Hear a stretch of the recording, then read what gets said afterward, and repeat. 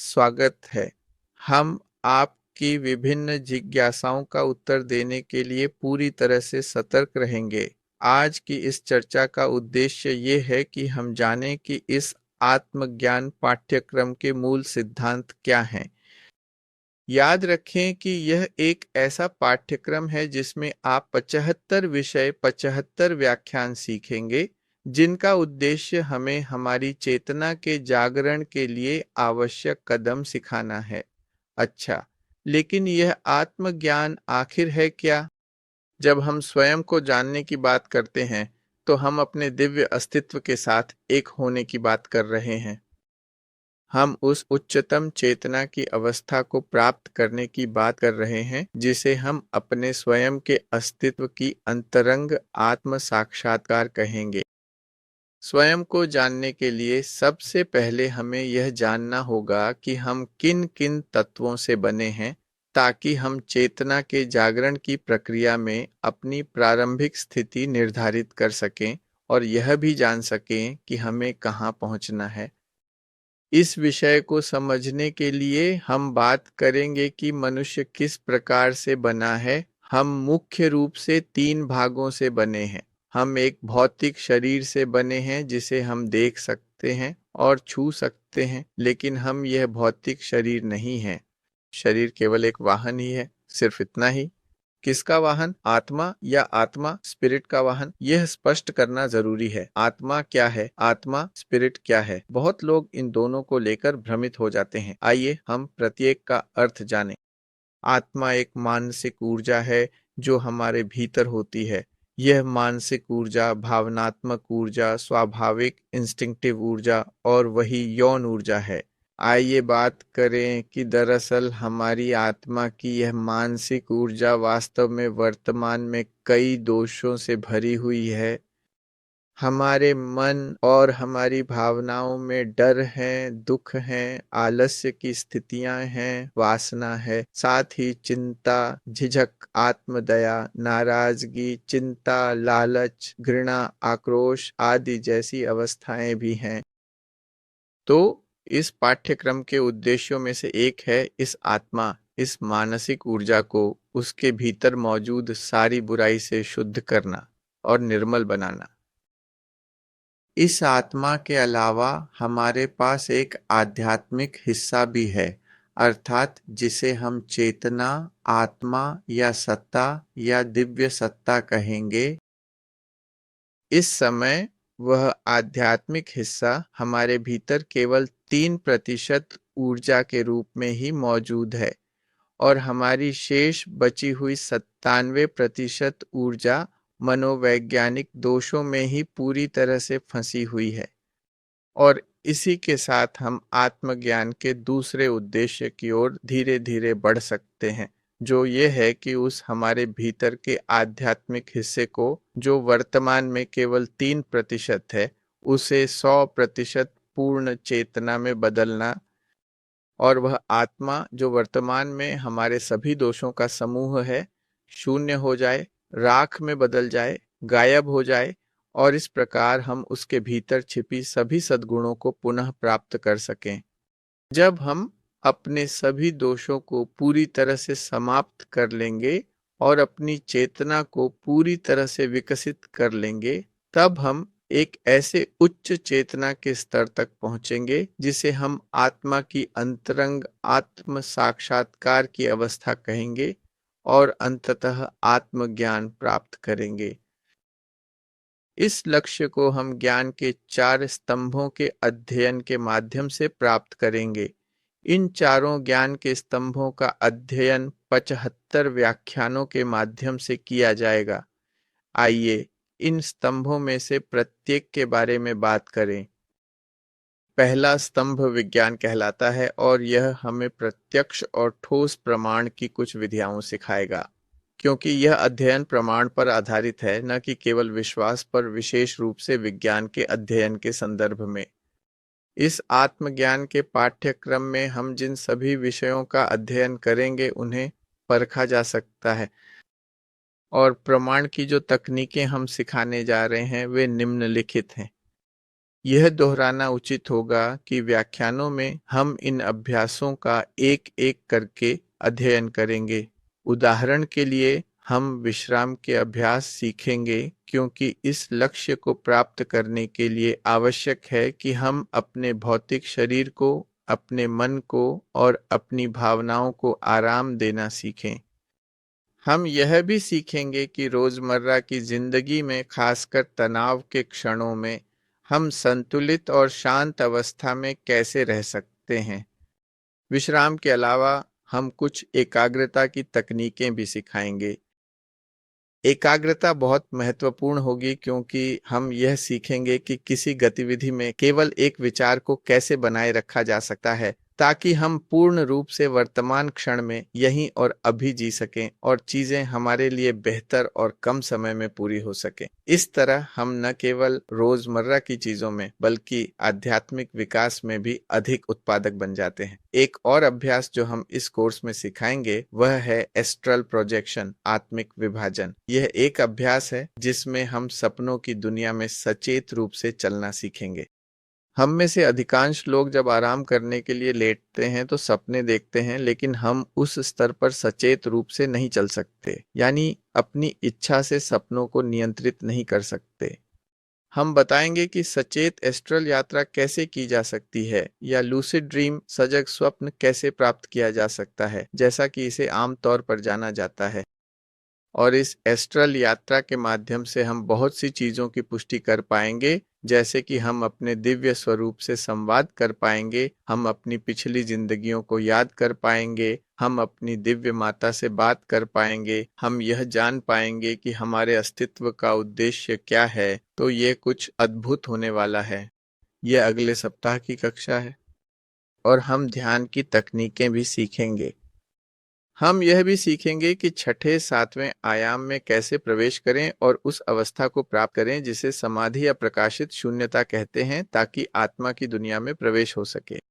यह चित्र हमें शरीर की दुनिया को दर्शाता है जिसमें हम वर्तमान में हैं। एक और दुनिया है जो आत्मा की दुनिया है और एक और है जो आत्मा स्पिरिट की दुनिया है। तो हम यह सीखेंगे कि मन को शांत कैसे करें ताकि उन आयामों में प्रवेश कर सकें, और इसके साथ हम ध्यान की कुछ ऐसी प्रथाएं भी सीखेंगे जिनसे हम अपने आघातों, डर, बुरी आदतों आदि को समाप्त कर सकें।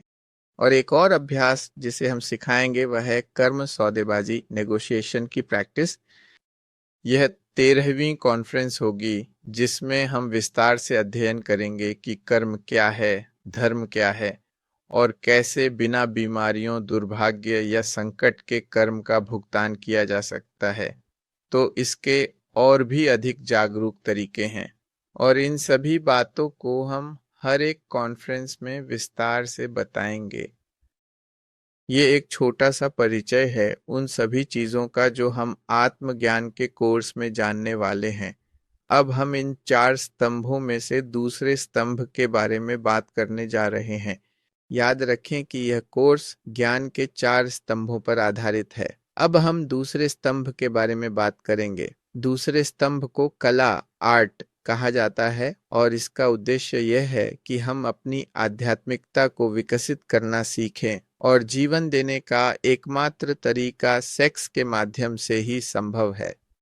तो हम एक प्रकार के पवित्र सेक्स को सिखाने जा रहे हैं जिसे प्रसिद्ध तांत्रिक सेक्स या उच्चतर सेक्स के नाम से भी जाना जाता है। इस प्रकार के यौन मिलन का मूल सिद्धांत ये है कि कभी भी वीर्य का स्राव नहीं किया जाएगा, जैसा कि वर्तमान में मनुष्य आमतौर पर संभोग या स्खलन के माध्यम से करते हैं। उस ऊर्जा को बाहर निकालने के बजाय हम उसे रूपांतरित करना सीखेंगे। ऊर्जा का रूपांतरण करने का अर्थ है वीर्य की तरल अवस्था को वाष्प में बदलना, जो हमारी रीढ़ की हड्डी के माध्यम से ऊपर उठेंगे और फिर मस्तिष्क की ओर निर्देशित किए जाएंगे, ताकि हम अपनी आत्मा को सृजित और सशक्त कर सकें, अस्तित्व के शरीरों का निर्माण कर सकें। हम इस पाठ्यक्रम में चर्चा करेंगे कि प्रकृति की 7 आयामें होती है और उन आयामों में चलने के लिए कुछ वाहन या शरीर होते हैं। और उच्चतर यौन संयोग की तकनीक से हम अपने भौतिक शरीर और प्राणिक शरीर को पुनर्जीवित कर सकते हैं और अन्य आध्यात्मिक शरीरों का निर्माण कर सकते हैं। हम एस्ट्रल, मेंटल और कॉजल शरीर का निर्माण कर सकते हैं और बौद्धिक शरीर तथा आत्मिक शरीर के आध्यात्मिक शरीरों के साथ एकता प्राप्त कर सकते हैं। इन शरीरों को बनाने के लिए यह आवश्यक है कि हम उच्चतर यौनता की तकनीक को जानें, जिसका आधार ये 3 पहलू हैं। पहला सिद्धांत है यौन शुद्धता। इसका अर्थ है कि जब यौन संबंध स्थापित हो तो उसमें न चरमोत्कर्ष ऑर्गेज्म होना चाहिए और न वीर्यपात इजैक्यूलेशन। यही तांत्रिक कामुकता की बुनियाद है। यौन ऊर्जा को व्यर्थ बहाने के बजाय हम श्वास प्रश्वास के अभ्यास सिखाएंगे ताकि ऊर्जा का रूपांतरण किया जा सके। दूसरा आधार है निष्ठा, जिसमें केवल एक विपरीत लिंग के साथी के साथ संबंध होना चाहिए। यह वही व्यक्ति है जो हमें यह काम करने में मदद करेगा। तीसरी जरूरी चीज है प्रेम। उस व्यक्ति से प्रेम करना जिसके साथ हम उच्च स्तरीय सेक्स प्रैक्टिस करेंगे, और इस प्रैक्टिस का मुख्य उद्देश्य हमारी चेतना या आत्मा का विकास होना है। इन सिद्धांतों को आधार बनाकर अब हम इस साधना को करने के प्रत्येक चरण के बारे में बात करेंगे। पहला चरण, विपरीत लिंग के साथी के साथ यानी पुरुष के लिए पत्नी या महिला के लिए पति होने के बाद एक उपयुक्त स्थान होना चाहिए जो जोड़े का कमरा होगा। इसी स्थान पर हम ऊर्जा शुद्धिकरण की साधनाएं करेंगे। इन साधनाओं में एक भजन है जिसे बेलिलीन कहा जाता है और एक जादुई वृत्त है जो स्थान की सुरक्षा के लिए बनाया जाता है। ये साधनाएं हम 7वें व्याख्यान में सिखाएंगे, यदि किसी को ये पहले से ज्ञात न हो। ऊर्जाबंदी एनर्जेटिक क्लोजर करने के बाद हम अपने पिता और दिव्य माता से प्रार्थना करेंगे। पिता आंतरिक ज्ञान का प्रतिनिधित्व करते हैं और दिव्य माता उस प्रेम का जो हम में से प्रत्येक के भीतर निवास करता है। एक बार जब हम यह छोटी प्रार्थना कर लेते हैं जिसमें हम उनसे प्रार्थना करते हैं कि वे हमें एकाग्रता, कल्पना और इच्छा शक्ति दें ताकि हम यौन ऊर्जा का अपव्यय न करें, वे हमें शांत रहने और मन को नियंत्रित करने में मदद करें। यह एक निवेदन या छोटी प्रार्थना होती है। इसके बाद जागरूकता के साथ चुंबन और स्पर्श का चरण आता है। इस चरण में व्यक्ति धीरे धीरे चुंबनों और कोमल स्पर्श के माध्यम से अपनी यौन ऊर्जा को सक्रिय करना शुरू करेगा ताकि पुरुष अपने लिंग को उत्तेजित कर सके और महिला का योनि क्षेत्र पूरी तरह से स्नेहित, लुब्रिकेटेड हो जाए, जिससे आगे की प्रक्रिया के लिए अनुकूलता बढ़े। एक बार जब यौन अंग तैयार और उत्तेजित हो जाए तो आगे बढ़ा जाता है उस प्रक्रिया की ओर जिसे यौन मिलन या लिंगम योनि के नाम से जाना जाता है। इस यौन मिलन के दौरान प्रत्येक सहभागी को अपने अपने शरीर पर ध्यान केंद्रित करना आवश्यक है। पुरुष को अपनी रीढ़ की हड्डी और मस्तिष्क पर ध्यान केंद्रित करना होगा और महिला को भी अपनी रीढ़ और मस्तिष्क पर ध्यान केंद्रित करना होगा, न कि अपने साथी पर।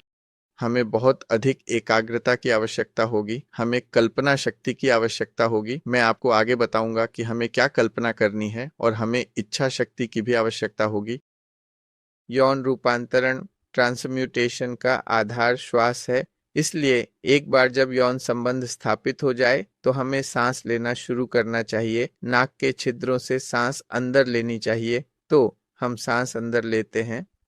विचार यह है कि सांस बहुत बहुत लंबी होनी चाहिए, संभव हो तो 20 सेकंड तक। अगर यह हमारे लिए संभव हो तो हम सांस अंदर लेते हैं, कल्पना करते हैं कि हवा पेट और फिर जनन ग्रंथियों, सेक्स ग्लैंड्स तक जा रही है।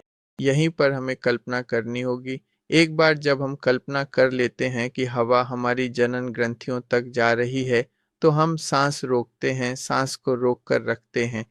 एक बार जब हम सांस रोक लेते हैं, हम कल्पना करते हैं कि वह हवा जनन ग्रंथियों की ऊर्जा से मिल रही है और वह ऊर्जा अब कॉक्सिस, रीढ़ की हड्डी के निचले सिरे की ओर जा रही है। और जैसे ही वह ऊर्जा कॉक्सिस तक पहुंचती है, हम कल्पना करते हैं कि वह वाष्पित ऊर्जा सुनहरी धागे की तरह रीढ़ से ऊपर मस्तिष्क तक जाती है और माथे की ऊंचाई पर पिट्यूटरी ग्रंथि तक पहुंचती है। जब हमने कल्पना कर ली कि ऊर्जा उस बिंदु तक पहुंच गई है तो हम धीरे धीरे सांस छोड़ेंगे। लेकिन जब हम धीरे धीरे सांस छोड़ेंगे तो हम एक मंत्र या शक्ति शब्द का उच्चारण ध्यान पूर्वक करेंगे। यह मंत्र है आई मंत्र। हम कल्पना करते हुए कि ऊर्जा हमारे सिर में फैल रही है और सिर से पूरे शरीर में धीरे धीरे फैल रही है। ऊर्जा पूरे शरीर में फैलती जा रही है। एक बार जब हमने ये पूर्व मंत्र जाप अभ्यास कर लिया, अब हम मंत्र का उच्चारण करेंगे। सांस लें, रोकें, कल्पना करें कि यह जनन ग्रंथियों से रीढ़ की हड्डी के निचले सिरे तक ऊर्जा पहुंचाती है। हम कल्पना करते हैं कि यह ऊर्जा रीढ़ से ऊपर चढ़ती है, मस्तिष्क तक पहुंचती है और भ्रूमध्य दो भौहों के बीच तक पहुंचने पर हम लंबा आ मंत्र उच्चारित करते हैं। अभ्यास के बाद हम फिर से सांस लेते हैं और रोकते हैं। कल्पना करें कि यह सांस जनन ग्रंथियों, फिर ऊर्जा कॉक्सिस रीढ़ की हड्डी से ऊपर माथे की ऊंचाई पर पिट्यूटरी ग्रंथि तक जाती है और अब हम ओ मंत्र जब हम कल्पना करते हैं कि ऊर्जा हमारे सिर में फैल रही है। ठीक है, एक बार जब हम यह अभ्यास करते हैं तो हम महसूस कर सकते हैं कि यौन शक्ति कैसे कम हो जाती है, यानी इरेक्शन कम हो जाता है और स्नेहन भी कम हो जाता है। ऐसे में यह आवश्यक हो जाता है कि यौन शक्ति को फिर से प्राप्त करने के लिए हल्के मूवमेंट्स किए जाएं। एक बार यौन शक्ति लौटने पर वही अभ्यास दोहराएं, फिर सांस लें, रोकें, ऊर्जा को रीढ़ से मस्तिष्क तक ऊपर उठाएं और वही श्वास अभ्यास दोहराएं। और फिर आप मंत्र ए के साथ सांस लेते हैं, रोकते हैं और छोड़ते हैं, और फिर आप ओ के साथ सांस लेते हैं, रोकते हैं और छोड़ते हैं। इस अभ्यास का मुख्य विचार यौन ऊर्जा को फैलाना नहीं है, संभोग या स्खलन तक नहीं पहुंचना है। अत्यधिक उत्तेजना से बचना चाहिए। व्यक्ति अपनी शक्ति पुनः प्राप्त करने और श्वास के व्यायाम शुरू करने के लिए कुछ हरकतें करेगा, लेकिन कभी भी अत्यधिक उत्तेजना तक नहीं पहुंचना है ताकि चरमोत्कर्ष या स्खलन न हो। यह अभ्यास तब तक दोहराया जाता है जब तक दोनों में से किसी एक की यौन शक्ति समाप्त नहीं हो जाती। एक बार जब यौन शक्ति पूरी तरह से समाप्त हो जाती है तो वे बिना यौन ऊर्जा को बहाए हट जाते हैं और उसी क्षण आध्यात्मिक जन्म की यह साधना समाप्त हो जाती है। हम धीरे धीरे यह महसूस करने लगेंगे कि ऊर्जा रीढ़ की हड्डी में संकेंद्रित होने लगेगी और वे आध्यात्मिक शरीर विकसित होने लगेंगे जिनके बारे में हम बात कर रहे हैं। सबसे पहले जब पहली 33 कशेरुकाएं संकेंद्रित हो जाएंगी तो शारीरिक शरीर का पुनर्जनन होगा। फिर जब दूसरी बार संकेंद्रण होगा तो जीवन शक्ति का शरीर वाइटल बॉडी बनेगा और इसी तरह क्रमशः एस्ट्रल, मेंटल और कॉजल शरीर का निर्माण होगा ताकि हम उन अन्य आध्यात्मिक शरीरों से एक हो सकें जिनके बारे में हम आज बात कर रहे हैं। दूसरे विषय पर जाने से पहले यह अच्छा होगा कि हम कृपया इन सिफारिशों को ध्यानपूर्वक ध्यान में रखें। पहली सिफारिश यह है कि इस अभ्यास को दिन में केवल एक बार ही करना चाहिए, यानी हर 24 घंटे में 20 से 24 घंटे के बीच यह अभ्यास किया जा सकता है। दूसरी सिफारिश, जैसे ही हम अभ्यास समाप्त करते हैं हमें तुरंत स्नान नहीं करना चाहिए, बल्कि कम से कम 2 घंटे तक इंतजार करना चाहिए।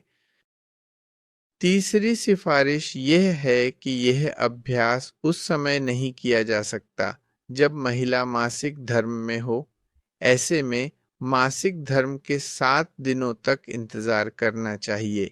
यह अभ्यास गर्भावस्था के दौरान या स्तनपान के समय भी नहीं किया जा सकता।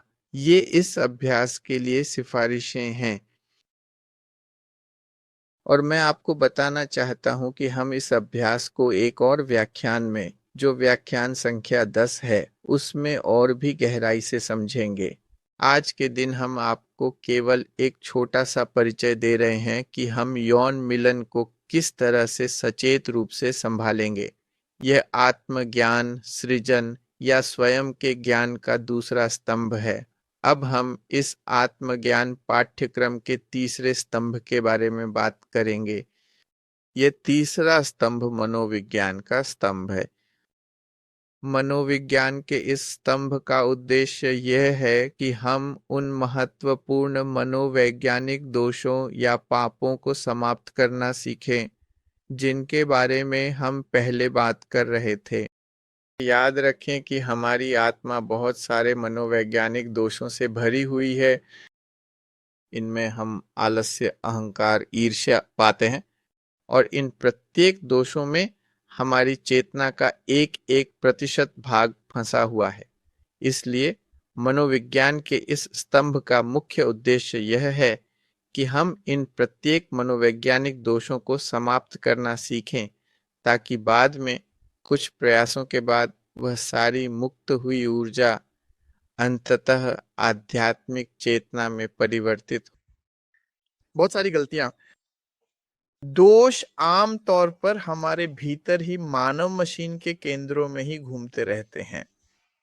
कुछ दोष ऐसे होते हैं जो हमारे वाणी पर काबू पा लेते हैं और हमें चिल्लाने, अश्लील बातें करने, कुछ करने के लिए मजबूर कर देते हैं या अचानक हमें हस्त मैथुन, अश्लीलता जैसे व्यसनों में गिरा देते हैं।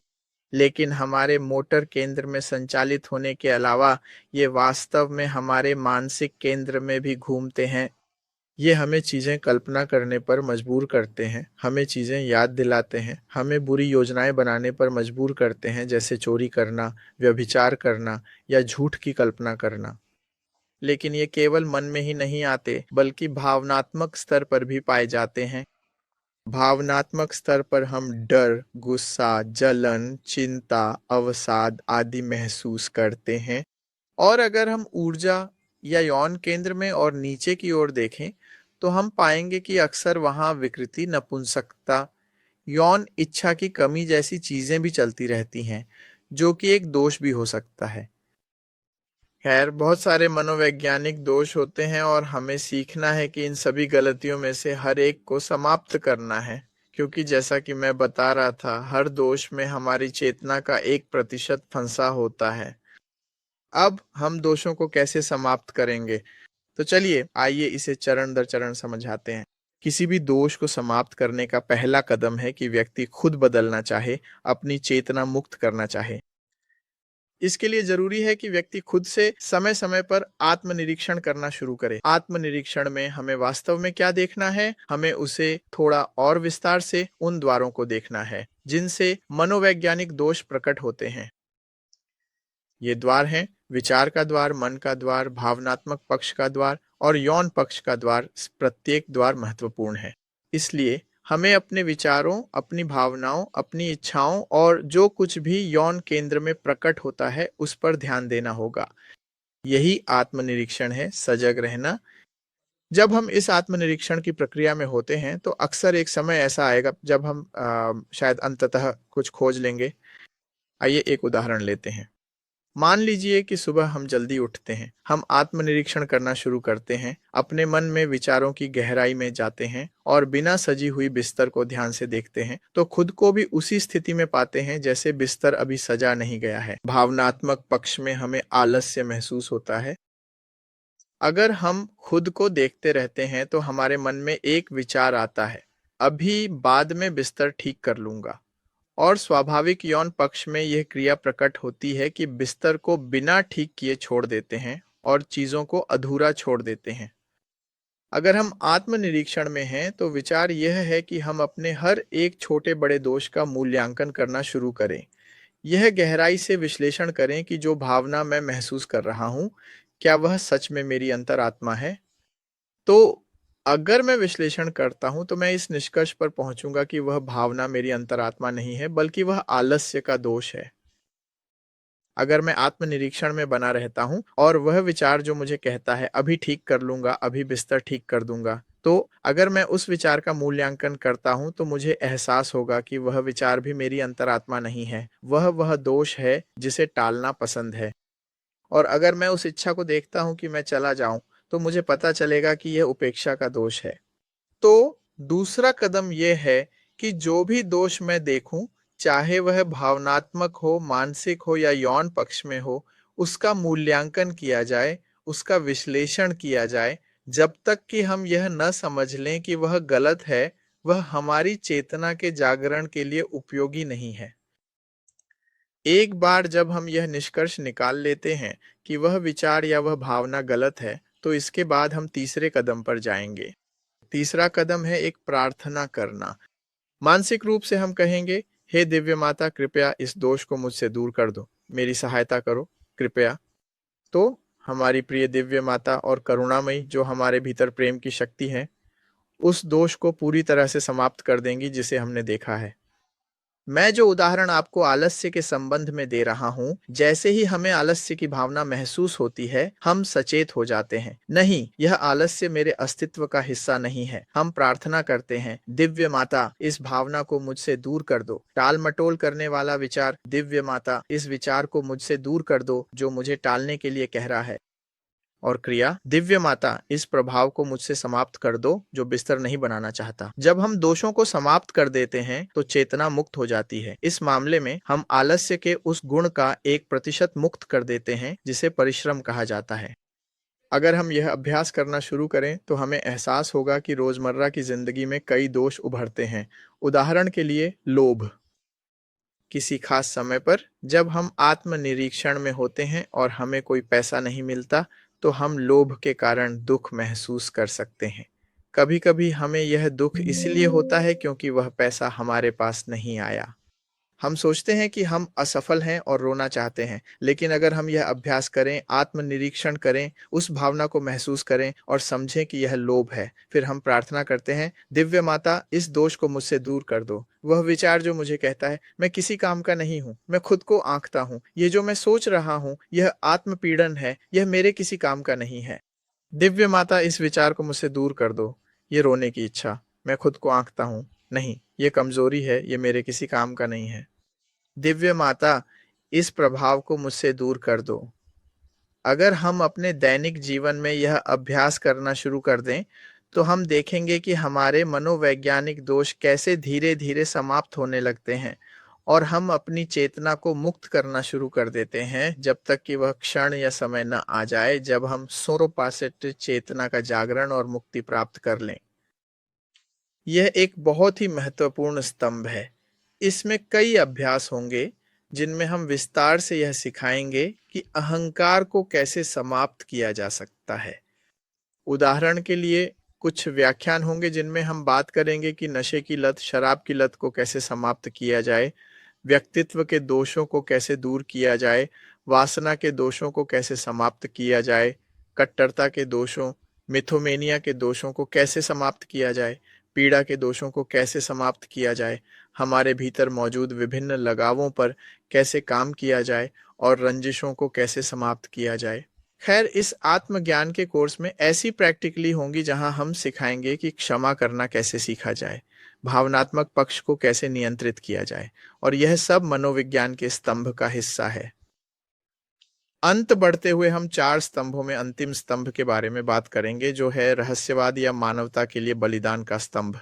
सच्चाई यह है कि यह स्तंभ बहुत ही अत्यंत महत्वपूर्ण है, क्योंकि वास्तव में इसका उद्देश्य यह है कि हम जो भी कुछ चेतना के जागरण की प्रक्रिया के बारे में सीखते हैं, उसे हम दूसरों के साथ साझा करें। ज्ञान को अपने तक सीमित रखना नहीं है, बल्कि सच कहें तो ज्ञान को साझा करने के लिए है। यही वह स्तंभ है जो हमें चेतना के जागरण के महान कार्य को पूरी निष्ठा और शक्ति के साथ करने की शक्ति और सामर्थ्य देगा। क्योंकि जब भी हम यह ज्ञान दूसरों को सिखाते हैं, तो इसके बदले में या इसके प्रतिफल स्वरूप हमें आध्यात्मिक शक्ति, गहरी समझ और सच्चा धर्म प्राप्त होता है। धर्म की इस अवधारणा का अध्ययन हम एक व्याख्यान में भी करेंगे, जो कि कर्म और धर्म के नियमों की व्याख्यान है, जिसे हम आत्मज्ञान के पाठ्यक्रम में भी पढ़ेंगे। कुछ महत्वपूर्ण बातें जिन्हें हमें ध्यान में रखना चाहिए जब हम यह ज्ञान सिखाने जा रहे हैं। सबसे पहले हमें यह अत्यंत महत्वपूर्ण और उपयोगी ज्ञान निःशुल्क सिखाना चाहिए। हम इससे कोई शुल्क नहीं ले सकते। अगर हम शुल्क लेते हैं तो यह एक व्यापार बन जाता है और फिर यह मानवता के लिए कोई रहस्यमय या बलिदान नहीं रह जाता। दूसरा, इसे बिना किसी जाति, संप्रदाय के भेदभाव के किया जाना चाहिए। यह सभी के लिए है। स्वतंत्र इच्छा का सम्मान करना चाहिए। यह बहुत महत्वपूर्ण है। और हम इसे किसी अन्य ज्ञान या किसी धर्म के साथ नहीं मिलाएंगे। न ही इसमें कुछ जोड़ेंगे और न ही कुछ घटाएंगे। अगर हम इन शर्तों को पूरा करते हैं तो हम महसूस करने लगेंगे कि वह आध्यात्मिक शक्ति हमारे भीतर कंपन करने लगती है। हम सच्चे प्रेम को महसूस करने लगते हैं, क्योंकि प्रेम यही है, दूसरों को जागरूक करने में मदद करना, और हम इस मार्ग पर आगे बढ़ सकेंगे। अब इन चार स्तंभों की व्याख्या समाप्त करने के लिए, यदि हम इन चार ज्ञान के स्तंभों का अभ्यास करते हैं, जिन्हें मैं फिर से याद दिला देता हूं कि वे कौन कौन से हैं। विज्ञान का स्तंभ जो हमें परखना सिखाता है, यदि हम अपने आध्यात्मिक अस्तित्व से संवाद करना शुरू करते हैं, यदि इसके अलावा हम उच्चतर कामुकता का अभ्यास करना शुरू करते हैं और स्वयं को बनाना शुरू करते हैं, और इसके अलावा हम अपने सभी मनोवैज्ञानिक दोषों को समाप्त करना शुरू करते हैं और साथ ही मानवता को उसकी चेतना को जागृत करने का तरीका सिखाते हैं, तो हम धीरे धीरे जागरण की उस प्रक्रिया को आत्मसात करते जाएंगे, जब तक कि हम अपनी चेतना का 100% जागृत करने में सफल नहीं हो जाते। आत्मज्ञान के प्रमुख उद्देश्य, महत्व, लाभ और कारण क्या हैं? हम पहले कुछ पर बात कर चुके हैं, चलिए उन्हें फिर से याद करते हैं। पहला उद्देश्य है अपने अस्तित्व की आत्म साक्षात्कार प्राप्त करना। याद रखें, आत्म साक्षात्कार का अर्थ है चेतना की उच्चतम अवस्था को प्राप्त करना। दरअसल दूसरा, हम अपने भौतिक शरीर का पुनरुत्थान करेंगे और मानव पुनरुत्थान की ओर बढ़ना शुरू करेंगे, क्योंकि जब हम इस ज्ञान को साझा करते हैं तो हम समाज में भी अपना योगदान देंगे। अपनी पूरी चेतना को मुक्त करना, अस्तित्व के आध्यात्मिक शरीरों का निर्माण, जिनका हम पहले जिक्र कर चुके हैं। हम प्रत्येक नियम को जानेंगे, क्योंकि जब भी हम इन आध्यात्मिक शरीरों का निर्माण करते हैं तो हम इन नियमों को जानना और उनका प्रबंधन करना सीखेंगे, ताकि हम उन्हें पार कर सकें, और हम उच्चतर आयामों को भी और अधिक विस्तार से जानेंगे। यही इस आत्मज्ञान पाठ्यक्रम का उद्देश्य है। जैसा कि मैं आपको एक बार फिर से बता रहा था, ये सब 70-45 व्याख्यानों में संक्षिप्त किया जाएगा, जो पूरी तरह से निःशुल्क हैं। मैं आपको यूनान के एक दार्शनिक की इस पंक्ति के साथ छोड़ना चाहता हूँ: मनुष्य, स्वयं को जानो और तुम ब्रह्मांड और दिव्यता को जान लोगे। हमारे साथ जुड़ने के लिए आपका बहुत बहुत धन्यवाद। हम आपके आभारी हैं। अगली व्याख्यान दूसरी होगी, जिसका नाम है मृत्यु क्या है, क्या मरता है और क्या नहीं मरता। तो इस क्षण तक हमारे साथ बने रहने के लिए आप सभी का बहुत बहुत धन्यवाद।